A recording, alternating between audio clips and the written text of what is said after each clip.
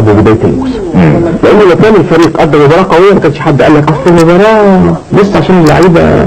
لا، ما حدث خارج عن اطار انها مباراه في بدايه دور جديد من البطوله.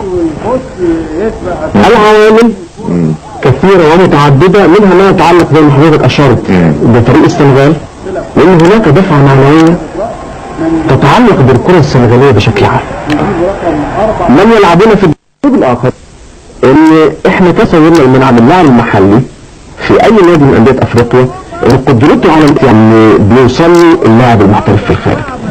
احنا دلوقتي التجارب علمتنا في اخر 3 سنين بان هناك مجموعه من الفرق غير المصنفه بتاتي الى استاد القاهره وتلعب امام الفرق المصريه وتبدو وكانها فرق محنكه ولها تاريخ طويل.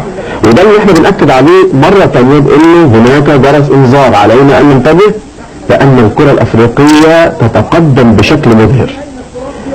كان في عندنا حاجة السنة اللي فاتت اسمها بيترو اتلتيكو، السنة دي عندنا والسنة الماضية برضه فريق اسمه لو الاهلي والزمالك حطوا في اعتبارهم ان يكسبوا الاثنين دول في عقد بره هيكسبوهم لانهم احسن بكتير كامكانيات لعيبه. يعني لفرقه جنوب شمال افريقيا برضه صدقني نزلت جامد عن الاول، يعني اللياقه البدنيه